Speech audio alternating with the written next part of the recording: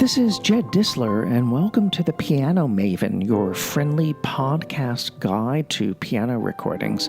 This is the third installment of a mini-series where I am recommending recordings for each of the 32 Beethoven piano sonatas.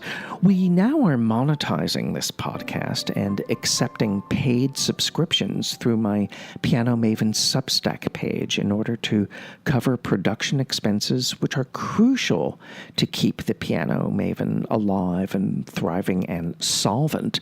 A paid subscription on my Substack Piano Maven page enables us to chat about all things related to the piano and piano recordings and all kinds of piano topics. You also will receive invitations to participate in live Zoom chats where we will share listening experiences with one another and will host special guests from time to time.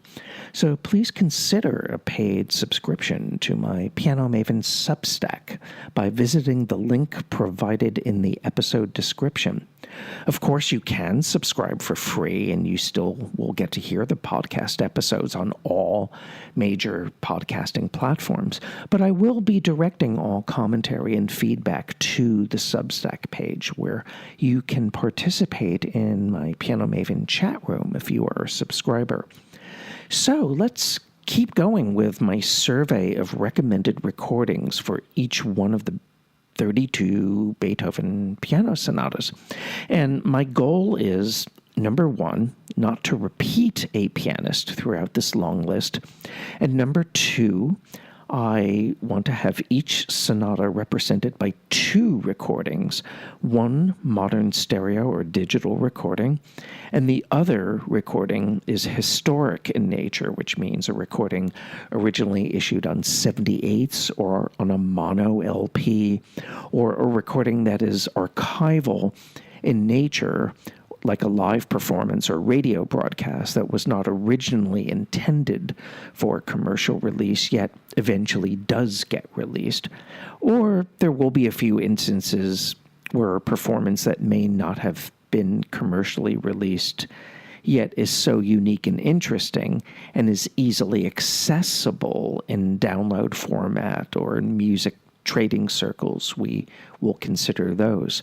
So that will make 64 different pianists, considering that we don't repeat an artist.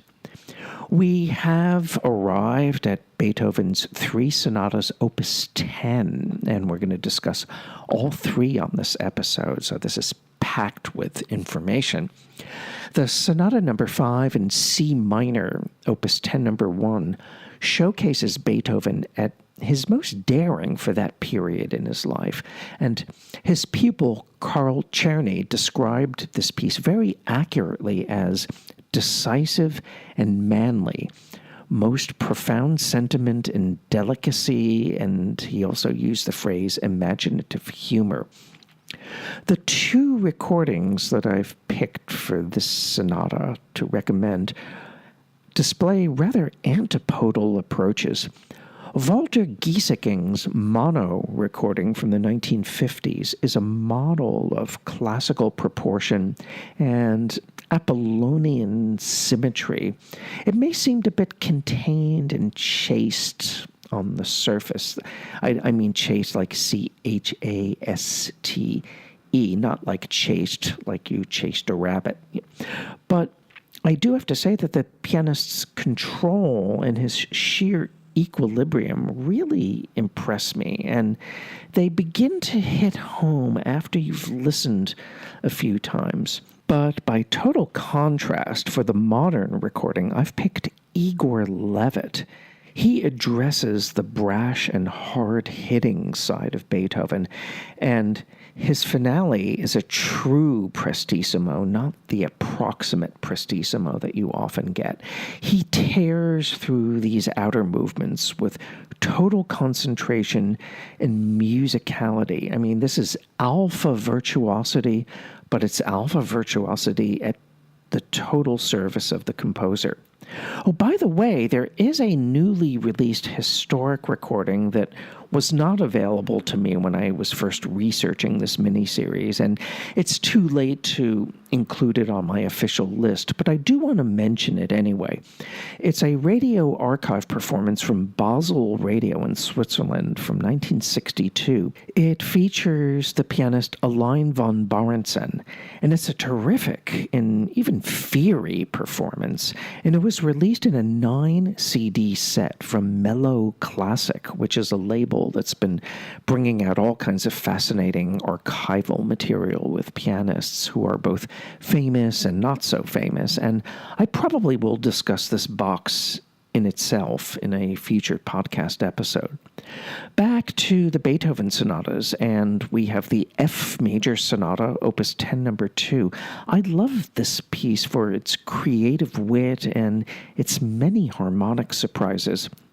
And for my historic choice, I have a recording that I'm recommending by the great Russian pianist Maria Grinberg from around 1950. This is not to be confused with the stereo remake that was part of her complete Beethoven cycle. This is her earlier performance that I'm talking about.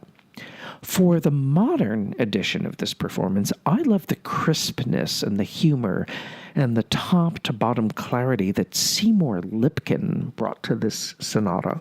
He made 2 recordings of it. One is more readily available. It was the one that was part of his complete Beethoven cycle for the Newport Classics label. And it also was issued in MP3 format. And there was a CD-ROM that contained the entire cycle in MP3s. And you probably can find this very easily in streaming format. I think you can find the MP3s to download much more easily than the physical CDs. But he also recorded this sonata on the Audiophon label, coupled with a really good hammerklavier, by the way. And both of these recordings are comparable interpretively, although I think the Audiophon sonics are better. So there's no real difference between the Audiophon and the Newport Classic Seymour Lipkin recordings of Opus 10 number 2 in terms of interpretation. I'd say whichever one of these you can find, you're in good shape. Opus 10 number 3 in D major is a sonata where we find Beethoven in full flower. And here we have one of his most moving and heartfelt slow movements. And there's also the humorous question and answer mood of the finale. This sonata hardly lacks for great recordings. I would have nominated for my stereo modern edition Claudio Arau's wonderful 1960s version on Philips, but instead I'm going to choose Arau in the sonata for my historic choice and go back to his 1951 recording for the British Columbia label that was reissued in the complete Warner Recordings box set of Claudio Arau's recordings.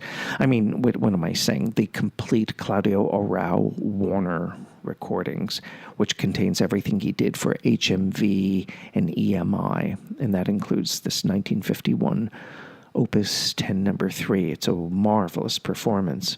And by putting Arau in the historic category here, that frees me up for a stereo pick that I really wanted to include, which is the 1959 recording by Vladimir Horowitz. I love this performance. He really scintillates in the first movement, and he beautifully sings out the slow movement. And it's true, some of his bel canto-like phrase tapering may not be considered quote-unquote stylish, but like by Harris Goldsmith standards. But, come on, it's so musical and it is so tastefully dramatic, and I return to this recording often with pleasure. It may be Horowitz's best solo Beethoven recording, aside from his 78 version from 1934 or something like that of the 32 variations in C minor. And I do think it's fitting to have a pianist of Horowitz's stature and importance among the 64 pianists we're discussing in this miniseries. So next time, we're going to be talking about the Sonata number 8, the Pathétique, Opus 13. That's a big hit, and I know you are not going to want to miss that episode on the Piano Maven, your friendly podcast guide to piano recordings. This is Jed Disler, and I look forward to being with you next time.